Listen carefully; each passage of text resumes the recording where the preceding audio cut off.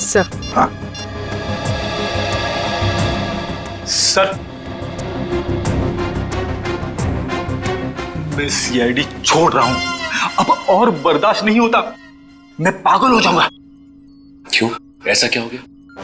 इस केस में बहुत कंफ्यूजन है, और सबसे बड़ी बात तो यह है कि वह आदमी अंग्रेज निकला। मेरा दिमाग फट जाएगा सर। मैं भी छुट्टी पे जा रहा हूं सालू के साहब के साथ। अभी जाओ, अभी जाओ, इसी वक्त बोरिया भी सरा बांधो, निकल जाओ सीआईडी से, जाओ। और कुछ समय बिताओ अपनी बीवी के साथ, शायद कुछ अकल आ जाएगी, जाओ। सर, आपका राशिफल तो सही निकला।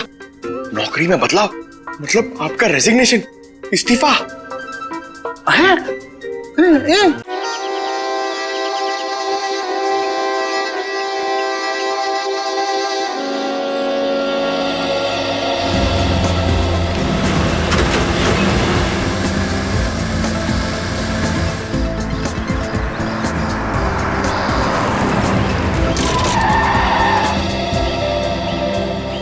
अवनी एक काम करो, गाड़ी को रिवर्स गियर में लगाओ। हाँ, लेकिन मुझे डर लग रहा है, पता नहीं गाड़ी कहीं इधर उधर चली गई तो। कुछ नहीं होगा, जैसा मैं बोलता हूँ वैसा करती जाओ, ओके? एक काम करो, गाड़ी को रिवर्स गियर में लगाओ और धीरे धीरे क्लच दबाओ और धीरे धीरे एक्सीलेटर छोड़ो, बस। अवनी बेटा, हम सिखा देते हैं तुम्हें गाड़ी चलाना, रमेश को तो वैसे भी ठीक से नहीं आता है। अरे काका, आप साइकिल चलाना तो ठीक से जानते नहीं है, गाड़ी क्या चलाएंगे? हाँ काका, आप ही सिखा दीजिए तो अच्छा है, ये तो सारा दिन फोन पे लगे रहते, मेरी तरफ ध्यान भी नहीं देते। अच्छा एक काम करो, गाड़ी को रिवर्स गियर में लो। हाँ, हेलो,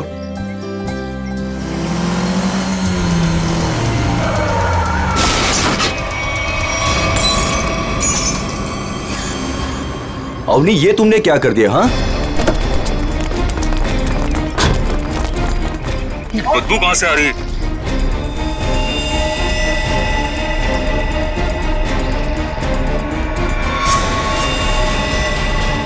इसके अंदर लाश कहाँ से आ गई? इसमें से बदबू भी कितनी आ रही है? हे भगवान, इन्होंने तो लाश देख ली।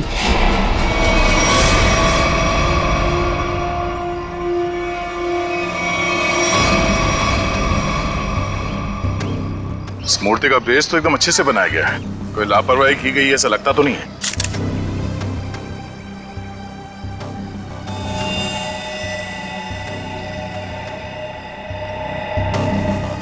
मगर इस मूर्ति में इसको रखा क्यों होगा?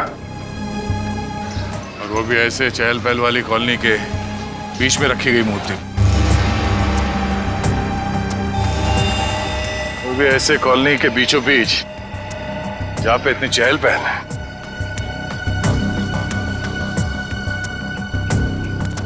सर, कॉलोनी के लोग काफी घबराए हुए हैं, किसी को नहीं पता है लाश किसके, और सर इस कॉलोनी से कोई गायब भी नहीं हुआ है। चलो देखते हैं। आप लोग प्लीज इन बच्चों को अंदर घर भेज दीजिएगा, ये सब देखना सुनना इनके लिए अच्छा नहीं, प्लीज। बच्चों घर जाके खेलो, जाओ। माँ, आजोबा की मूर्ति में क्या था और उससे इतनी बदबू क्यों आ रही थी? घर आके बताती हूँ। बच्चों, मम्मी की बात सुनना चाहिए, हाँ?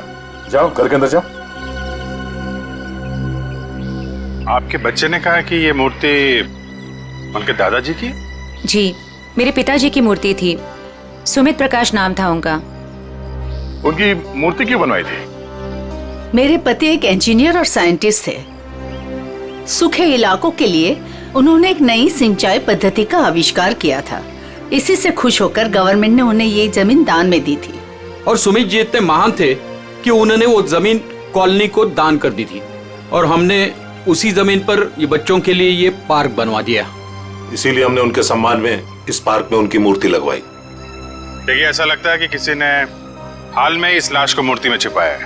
हाँ, कुछ महीनों पहले। आप लोग बता सकते हैं कि मूर्ति यहाँ कब लगाई गई थी? क्योंकि शायद लाश को उसी वक्त अंदर रखा गया था। ये क्या कह रहे हैं सर? ऐसा हो ही नहीं सकता। सुमित जी जिस साल गुजर गए उसी साल ये मूर्ति वहां लगवाई गई थी। कम से कम 39 साल हो गए। 39 साल पहले?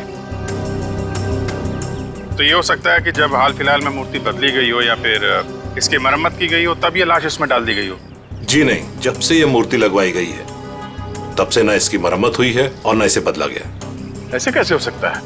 कुछ महीनों पहले मरे हुए आदमी की लाश इतनी पुरानी मूर्ति के अंदर कैसे हो सकता है?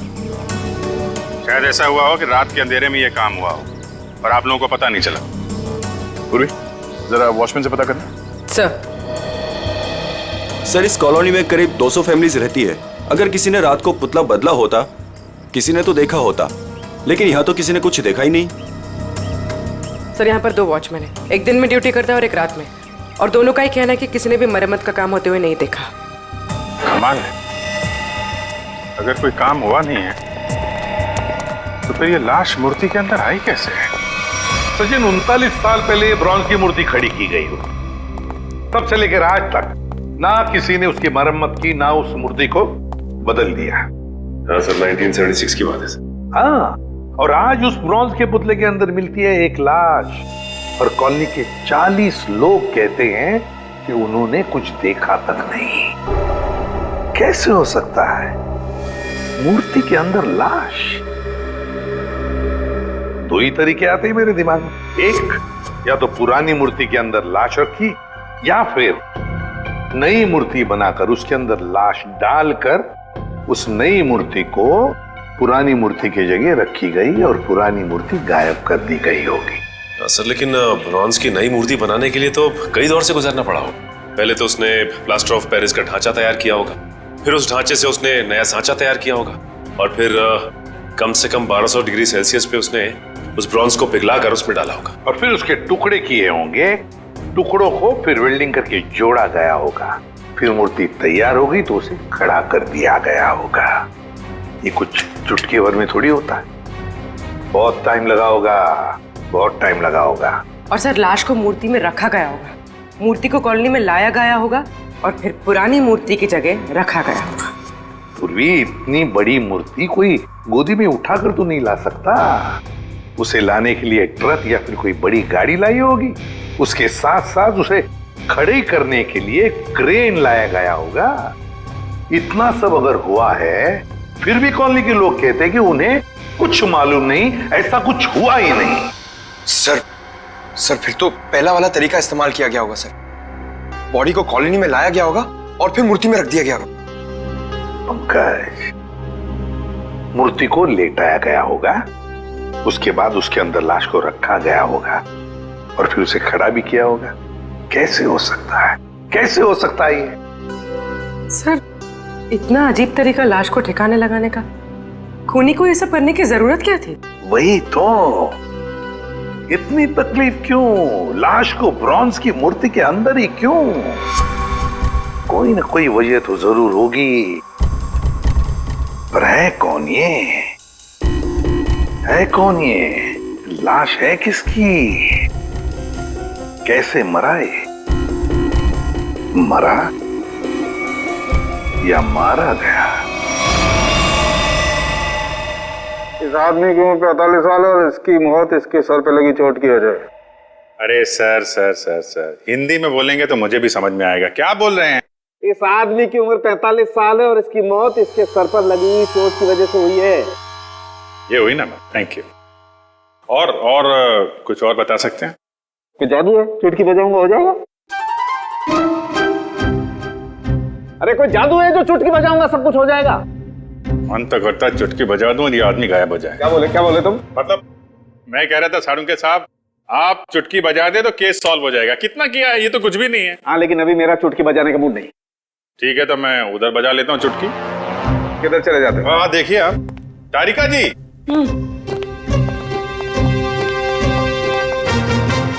कुछ मिला आईडी वाईडी आपको? ना आईडी ना वॉलेट, कुछ नहीं। और ये कपड़ों की हालत देखो। भाई साहब, बज गई चुटकी। लेकिन मैं आपको एक चीज बता सकती हूँ। अरे वाह, अब बजी चुटकी। मुझे मालूम था तारिका जी, आप मुझे कभी निराश नहीं करेंगे।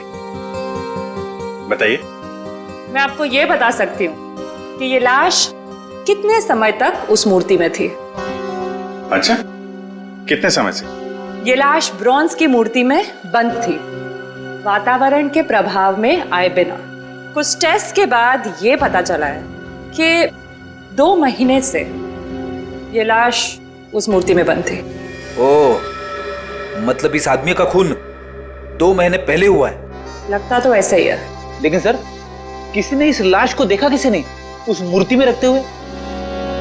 कॉलोनी वाले बता रहे थे कि मूर्ति 39 साल पुरानी है। डॉक्टर साहब, आप ये बता सकते हैं ये मूर्ति नई है या पुरानी है? ये मूर्ति 39 साल पुरानी नहीं है, नई है। ओह, मतलब इस मूर्ति को वहां पे ट्रक में लाया गया होगा। किसी ने ट्रक को देखा कैसे नहीं? मुझे नहीं पता।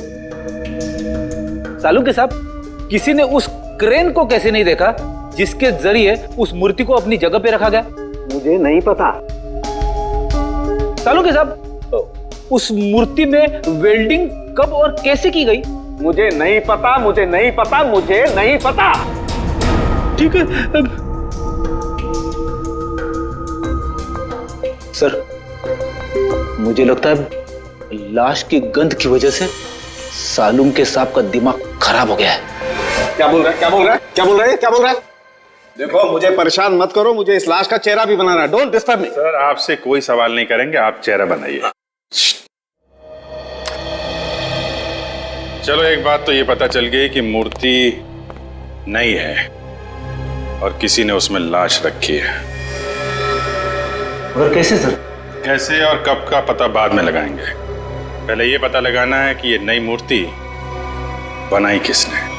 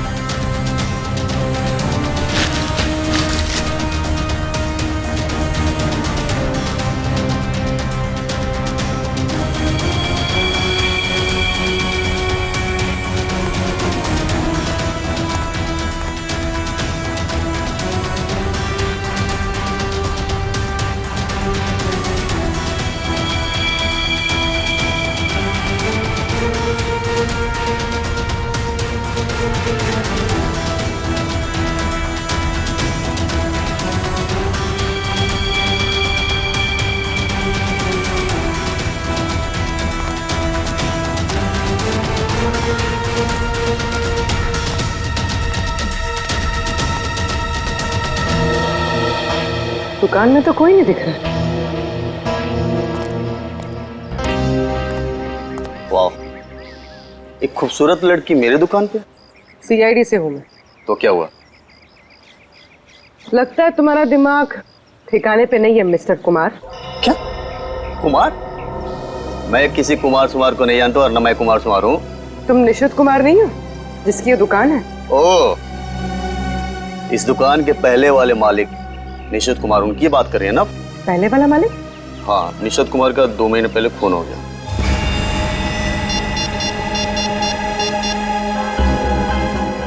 हेलो, अभिजीत साहब।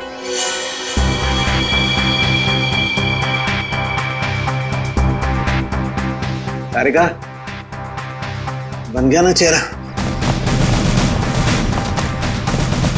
तो इन्होंने ये दुकान निशित कुमार से खरीदी है और 2 महीने पहले उनका खून हो गया।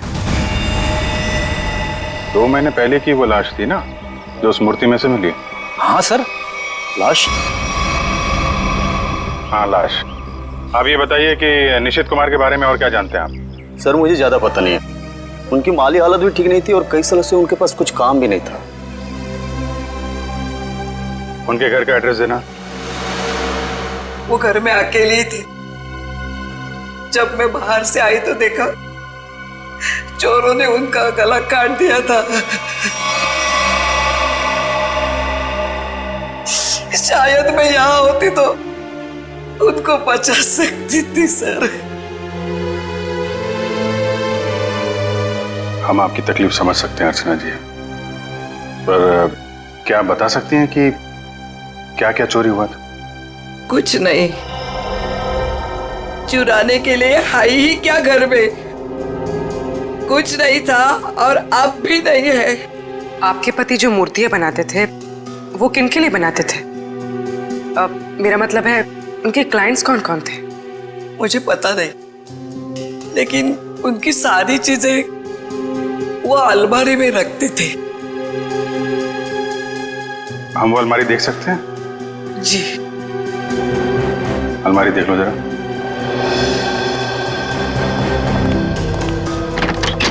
अर्चना जी, ऐसा भी हो सकता है कि ये चोरी का मामला ना हो। मैं समझी नहीं सर कुछ। निशित जी का कोई दुश्मन भी था जो उनकी जान लेना चाहता हो? सर मामूली सा शिल्पकार, उनका दुश्मन कौन हो सकता है?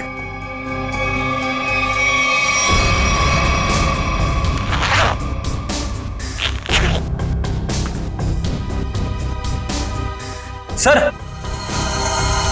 हाँ बेट। इस फाइल में मूर्तियों की बहुत सारी न्यूज़पेपर कटिंग है सर। वो जो सारी मूर्ति बनाते थे ना, उसका सारा रिकॉर्ड इसी फाइल में रखते थे। और सर ये देखिए। तो ये मामला है, सुमित जी की मूर्ति भी इन्होंने बनाई थी 1976 में। अर्चना जी, मूर्ति बनाने वाले अक्सर अपनी बनाई हुई मूर्तियों का एक ढांचा अपने पास रखते हैं कि अगर मूर्ति टूट फूट जाए तो दोबारा बना सके। निशित जी भी ऐसा करते थे क्या? हाँ हाँ, उसके वो सारे ढांचे पिछले बाजू रखते थे। हम वो जगह देखना चाहेंगे।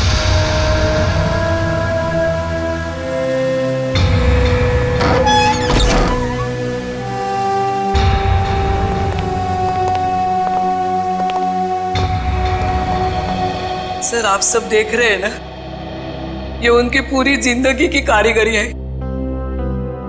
उन्होंने जितनी भी मूर्तियां बनाई थी उन सबका एक एक ढांचा यहाँ है।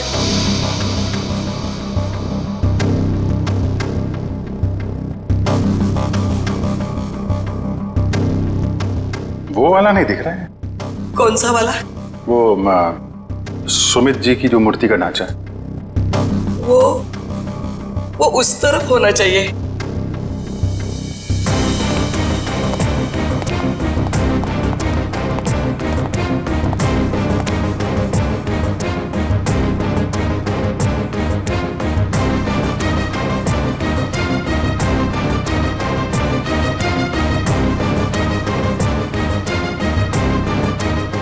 आप क्या देख रहे हैं?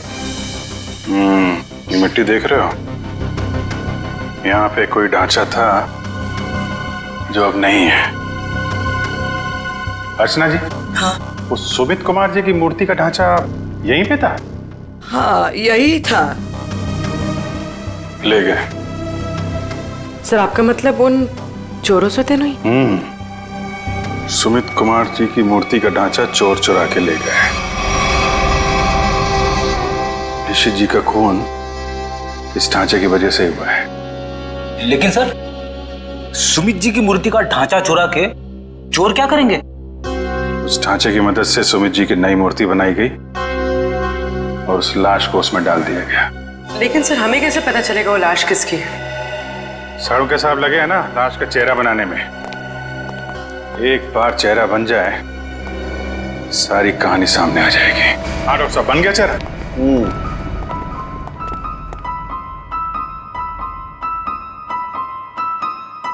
ये देखो बॉस, ये है वो मरा हुआ आदमी। क्या? ये कैसे हो सकता है? डॉक्टर साहब, ये क्या मजाक है? भाई साहब, मैं मजाक नहीं कर रहा हूँ, यही है उस आदमी का चेहरा, ऐसा ही दिखता है वो। मैं जानता था, मुझे बिल्कुल पता था ये कुछ ऐसा करेंगे जिससे सारा केस उलट जाए। क्या बात कर रहे हो यार तुम? मैं ऐसा क्यों करूंगा? क्या हो गया तुम्हें? अभिजीत, ये क्या कह रहे हो तुम? ये उसी आदमी का चेहरा है। सर मजाक क्यों करेंगे? क्योंकि डॉक्टर साहब ने जो चेहरा बनाया है वो मूर्ति का चेहरा है, सुमित जी का चेहरा है जो 39 साल पहले मर चुके हैं। इस चेहरे में सिर्फ मूंछ लगाना बाकी है। क्या बात कर रहे हो? ये आप बताइए, आपने बनाया है चेहरा? तो मैंने तो वही बनाया है जो मुझे खोपड़ी ने बताया। मैंने तो मूर्ति देखी भी नहीं है यार। तो आप देख लीजिए, ये मूर्ति है। ये तो वाकई वही चेहरा है जो मैंने बताया। ऐसा कैसे हो सकता है? सर, ये आदमी 39 साल पहले मर चुका है। आज जिंदा होता तो 80 साल का होता। और आपने कहा था ना कि ये मरा हुआ आदमी 45 साल का है। कैसे पॉसिबल है? आई एम सॉरी बॉस, मुझे छुट्टी चाहिए। वो आप देखो सर। पहले हम ये पता लगाने की कोशिश कर रहे थे कि लाश को मूर्ति में रखा कैसे गया। अब हमें ये पता लगाना है कि सुमित जी की लाश सुमित जी की मूर्ति में आई कैसे और क्यों। सर कुछ पता चला उस लाश के बारे में? देखिए उसी के बारे में हम लोग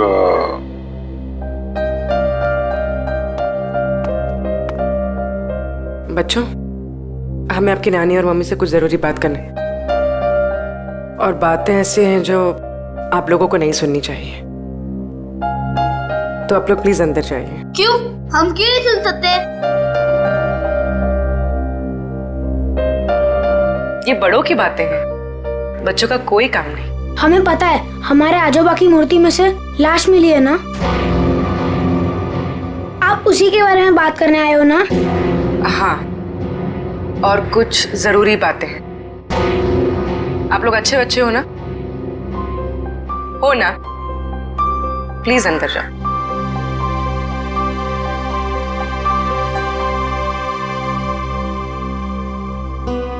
सर बताइए ना, क्या पता चला आप लोगों को? एक्चुअली इस केस की जांच को लेकर हम थोड़ी उलझन में हैं और हमें लगता है कि आप सुलझा सकती हैं इस उलझन को। कैसी उलझन? और मैं कैसे सुलझा सकती हूँ? दरअसल ये सब हमारे परिवार वाले जैसे ही हैं।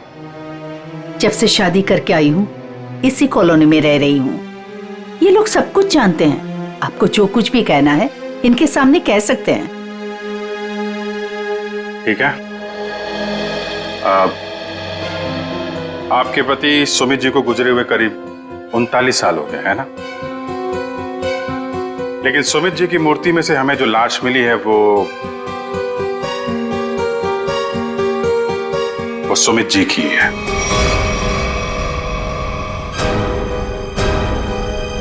ये कैसे हो सकता है? ऐसा ही हुआ है, ये देखिए।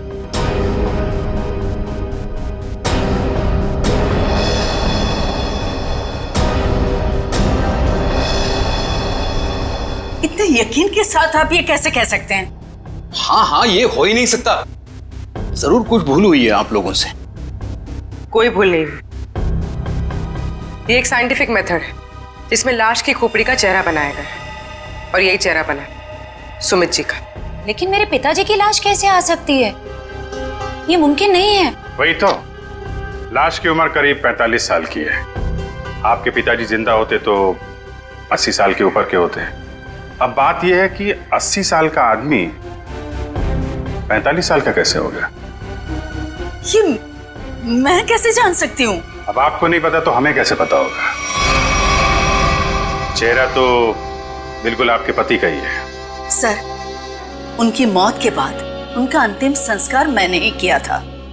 अगर किसी ने लाश बदल दी हो या कहीं किसी तरह वो जिंदा भी होते तो वे 80 साल का इंसान 45 साल का हो ही नहीं सकता। वही तो, यही बात हमें परेशान कर रही है। अच्छा, आपके परिवार में कोई ऐसा आदमी था जो बिल्कुल सुमित जी से मिलता जुलता हो? नहीं, जब से मैं उन्हें जानती हूँ या जब से मेरी शादी हुई है, मैंने तो ऐसा किसी को नहीं देखा जो उनकी तरह दिख रहा हो।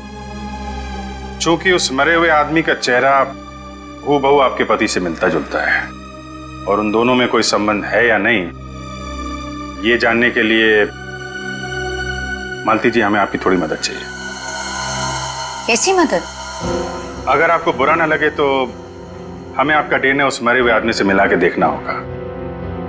यही एक तरीका है सच्चाई को जानने का।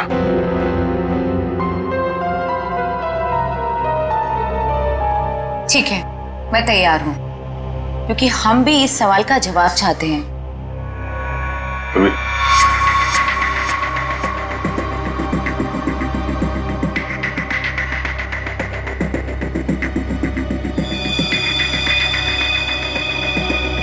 Thank you. हम फिर मिलेंगे, पर तब जब आपके साथ मिलेंगे। हाँ तारिका जी, डीएनए रिपोर्ट आ गई? पार्शियल मैच है। क्या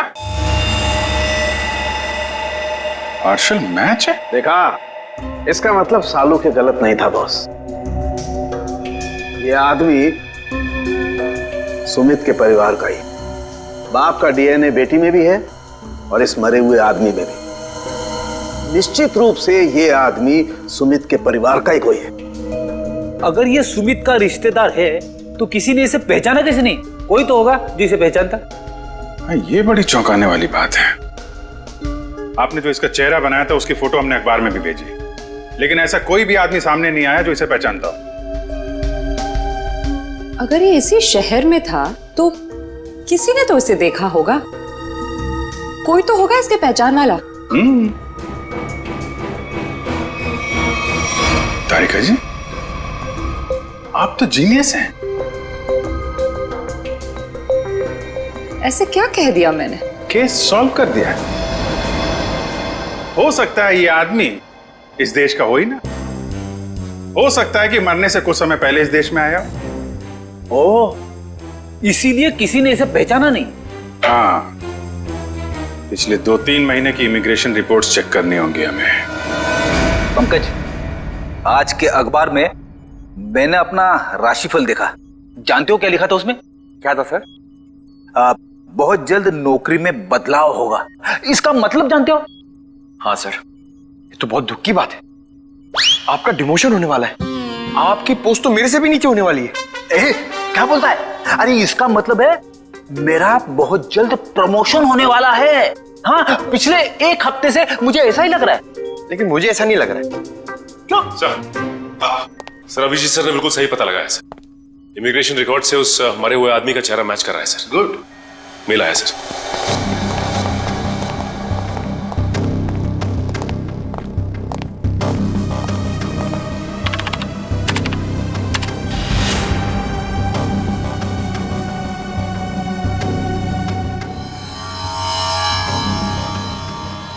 सचिन, ये तो बिल्कुल सुमित जैसे ही दिखता है। इसका नाम ब्रेंडन है, उम्र 45 साल और 2 महीने पहले यूके से आया था सर। मतलब आते ही मौत हो गई उसकी। सर इसका नाम तो अंग्रेजों जैसा है पर लगता है इंडियन है। इस ब्रेंडन का घर का पता, फोन नंबर कुछ है? हाँ सर, जरूर। पूर्वी, इस नंबर पे फोन करो। घर का ही फोन नंबर होगा ही। उसके माता पिता से बात करो, मगर सावधानी से। शायद उन बेचारों को पता भी नहीं होगा ब्रेंडन के साथ क्या हुआ है। और देखो बातचीत में कुछ पता चलता है क्या इस ब्रेंडन के बारे में। सर। हाँ सर, मैं सीआईडी छोड़ रहा हूं। अब और बर्दाश्त नहीं होता। मैं पागल हो जाऊंगा। क्यों? ऐसा क्या हो गया? इस केस में बहुत कंफ्यूजन है और सबसे बड़ी बात तो यह है कि वो आदमी अंग्रेज निकला। मेरा दिमाग फट जाएगा सर। मैं भी छुट्टी पे जा रहा हूं सालू के साथ। अभी जाओ, अभी जाओ इसी वक्त। बोरिया भी सरा बांधो, निकल जाओ सीआईडी से। जाओ। और कुछ समय बिताओ अपनी बीवी के साथ, शायद कुछ अकल आ जाएगी। जाओ। सर, आपका राशिफल तो सही निकला। नौकरी में बदलाव मतलब आपका रेजिग्नेशन, इस्तीफा।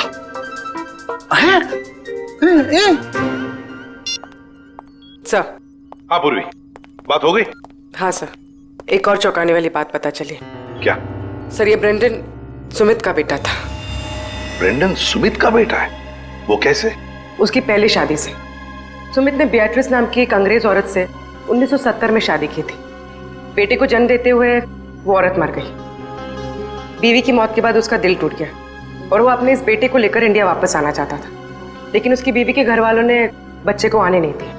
इसलिए बच्चे को नाना नानी के पास छोड़कर वो इंडिया आ गया। और इंडिया में आने के बाद उसने अर्चना से शादी की और अपनी पिछली जिंदगी मिटा दी, किसी को कुछ भी नहीं बताया। और इसीलिए सुमित के इस बेटे ब्रेंडन के बारे में यहाँ पे किसी को भी कुछ पता नहीं था। Yes sir. हाँ, लेकिन ये ब्रेंडन इंडिया आया क्यों? क्यों आया ये? सर, अपने नाना नानी की मौत के बाद उसे अपने पिता के बारे में पता चला। तो अपने पिता के परिवार वालों के बारे में जानने के लिए वो इंडिया आया था। कोई आदमी अपने परिवार के बारे में जानने के लिए इंडिया आता है और यहाँ पर उसका खून हो जाता है। नहीं नहीं नहीं नहीं, ये कोई और ही चक्कर है। सर, अब इस ब्रेंडन के खूनी तक हम कैसे पहुंचेंगे? शुरू से शुरू करके। सॉरी सर, आपका मतलब क्या था? एयरपोर्ट से पंकज, एयरपोर्ट से। जैसे ब्रेंडन एयरपोर्ट पर उतरा, पता लगाएंगे वो कहां गया, कैसे गया, किससे मिला।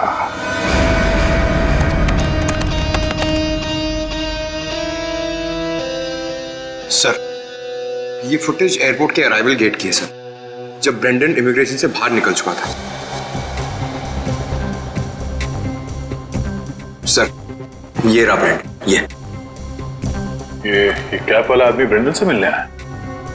कैप की वजह से उसका चेहरा ठीक से दिख नहीं रहा। जरा जूम करो उसमें।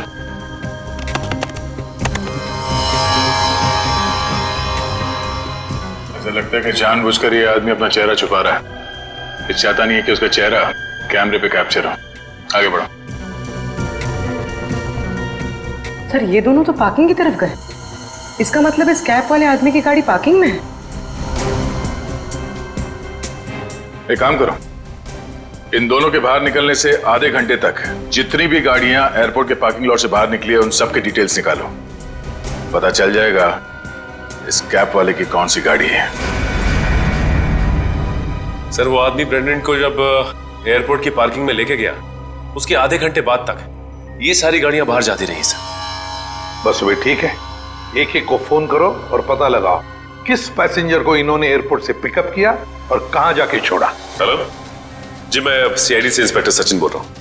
अच्छा, ये बताइए कि 15 फरवरी को आपकी कार इंटरनेशनल एयरपोर्ट पे गई थी किसी को छोड़ने के लिए? आप क्या करने गए थे? किसी को छोड़ने गए थे? मिसेस आंचल कुमार। ओके पूर्वी। Okay okay.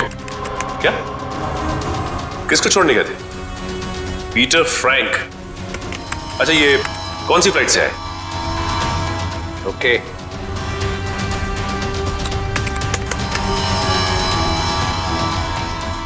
मिस्टर डिसिल्वा,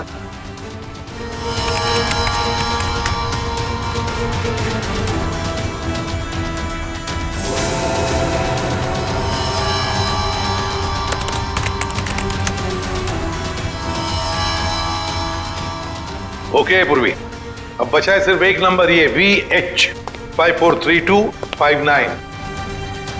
और सर, ये नंबर किसी मिस्टर अनिल के नाम पे, जो कि लोनावाला के बंगलो पे रजिस्टर्ड है सर। लेकिन ये आदमी फोन नहीं उठा रहा है सर। फोन नहीं उठा रहा है? लगता है ये अनिल ही पिकअप करने आया था ब्रेंडन को एयरपोर्ट पर। सर, कहीं इस अनिल ने ही तो ब्रेंडन का खून नहीं किया? हो सकता है पूर्वी।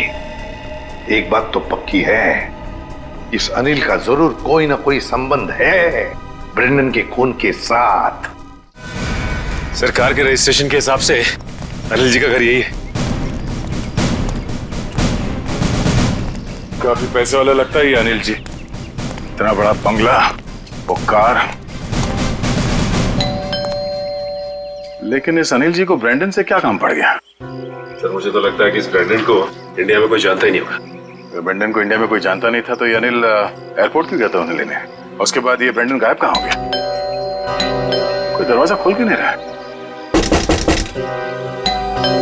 जी, कौन है आप लोग और क्या चाहिए? आपके मालिक अनिल जी से मिलना है। कहाँ है वो? वो नहीं है। आप क्यों पूछ रहे हैं साहब? देखिए, बेमतलब परेशान मत करिए, नहीं तो अभी पुलिस को फोन कर देंगे। हम लोग सीआईडी से हैं। सीआईडी? सीआईडी कहाँ से?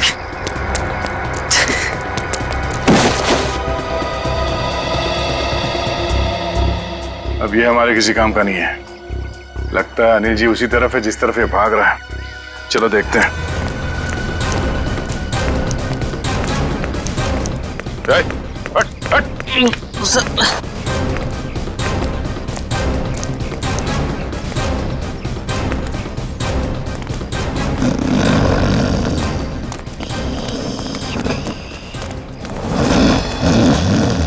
लगता है यही अनिल जी है। अनिल जी, मालिक और नौकर एक साथ शराब पी रहे थे यहाँ पे। अनिल जी, अनिल जी, जी। हम ये जानने आए हैं कि कुछ महीने पहले आप ब्रेंडन को एयरपोर्ट से लेकर कहाँ गए थे? एयरपोर्ट? ब्रेंडन? मैं कुछ नहीं समझ पा रहा यार, क्या बोल रहे हो तुम? हम ये कह रहे हैं कि ब्रेंडन को लेके आप एयरपोर्ट से आए थे और ये हमने सीसीटीवी फुटेज में देखा है।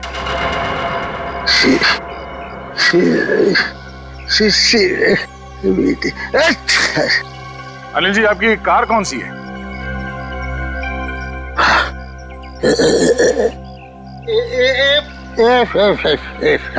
सच्चाई तो ये है कि ना तो ये बंगला आपका है और ना ही वो कार।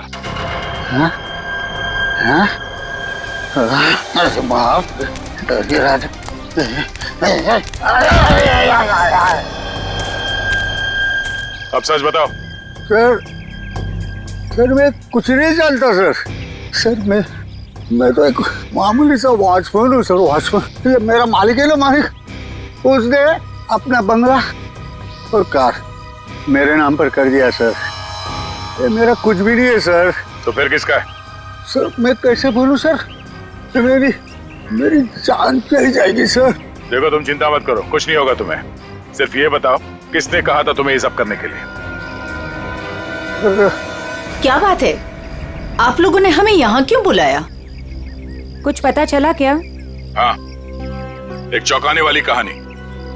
ये कहानी हम आप लोगों को भी सुनाते हैं। इस कहानी को हम वहां से शुरू करते हैं जब सुमित जी को सरकार ने जमीन दान दिया था। उस जमीन में सिर्फ एक छोटा सा गार्डन नहीं था, बल्कि वो जमीन भी था जिसपे आज मॉल बना हुआ है आपके कॉलोनी के पीछे। लेकिन इस बात का पता हमें क्यों नहीं चला? क्योंकि आप लोगों से पहले कुछ और लोगों को पता चल गया। उन्हें यह भी पता चल गया कि सुमित जी अपनी पूरी जमीन को बच्चों के पार्क के लिए दान करना चाहते हैं, और ये बात उन्हें अच्छा नहीं लगा। उन्होंने सुमित जी को रोकना चाहा। जब सुमित जी नहीं माने तो उनका खून कर दिया। क्या? जी हाँ, सुमित जी का एक्सीडेंट कोई एक्सीडेंट नहीं था। इसकी प्लानिंग की थी उन लोगों ने, और उन लोगों ने जमीन का एक छोटा सा हिस्सा आपके कॉलोनी को दिया और बाकी बिल्डर्स को बेच दिए। वो मॉल जहां पे खड़ा है वो जमीन। बिल्डर से मिले पैसे से ऐश कर रहे हैं वो लोग। उनके पास देश विदेश में बहुत सारे घर हैं, बंगलो हैं, ढेर सारी गाड़ियां हैं, और ये बात किसी को नहीं पता, उनके दोस्तों और परिवार वालों को भी नहीं। और सुमित जी का बेटा ब्रेंडन जब अपने परिवार वालों से मिलने इंडिया आया तो उसे भी मार दिया गया। क्यों, ये हमें मालूम नहीं। और फिर बेटे की लाश को पिता के मूर्ति में छुपा दिया। अब ये कैसे किया है ये हम जानना चाहते हैं। लेकिन वो कौन लोग हैं? यही हैं वो लोग। सच तो ये इसी कॉलोनी में रह रहे हैं, धोखे और खून से कमाए हुए पैसों पर ऐश कर रहे हैं, लेकिन हम उन्हें जानते हैं।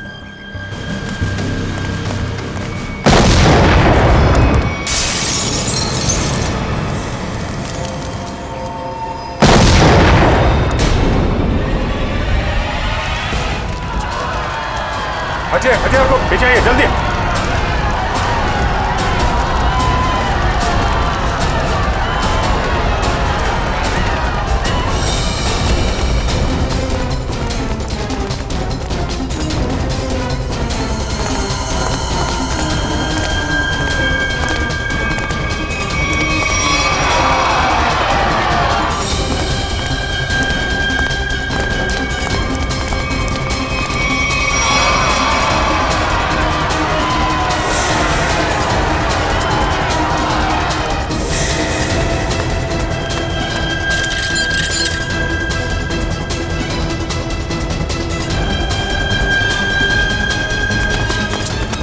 अरे आनंद, आनंद संभालना यार। अरे अरे क्या हो रहा है ये?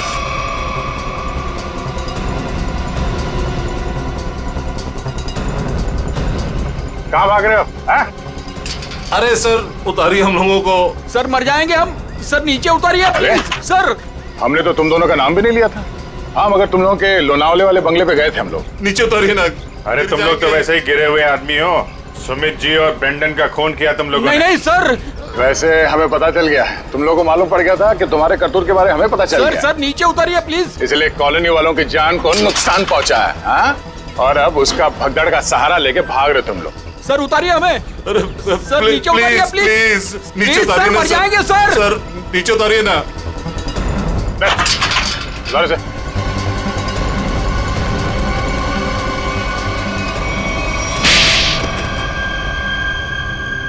लेकिन वो तो आपके दोस्त थे, फिर आपने उनको क्यों मार दिया? क्योंकि इनके लिए पैसा दोस्ती से ज्यादा मायने रखता है। लेकिन ब्रेंडन को क्यों मारा? सर एक्चुअली हम उसे मारना नहीं चाहते थे। हम उसे एयरपोर्ट से सीधा हमारे खाली पड़े हुए फ्लैट पे लेके गए।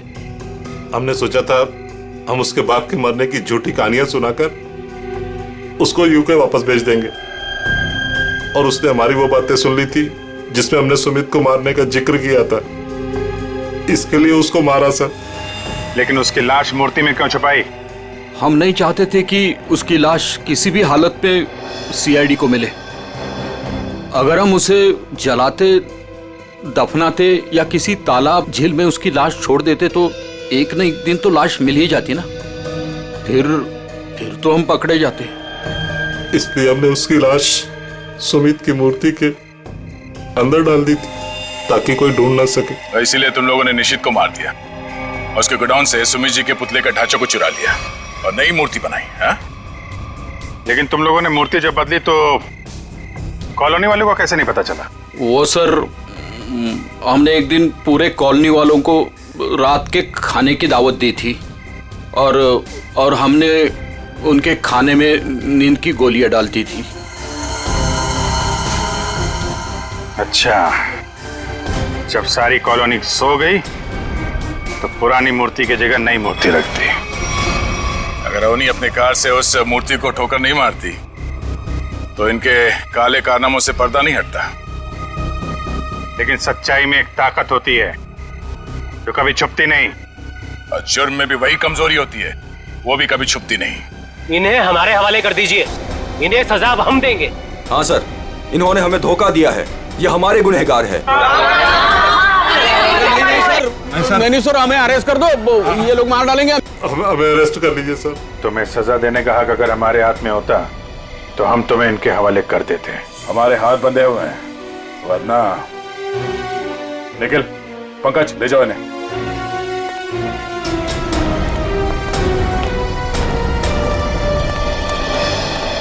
बेटा, आप लोगों का बहुत बहुत शुक्रिया कि आप लोगों ने ये गुत्थी सुलझाई और छिपे हुए गुनहगारों को पकड़ लिया। ये तो हमारा फर्ज था, लेकिन हम पूरी कोशिश करेंगे कि मॉल की जमीन भी कॉलोनी को वापस मिल जाए।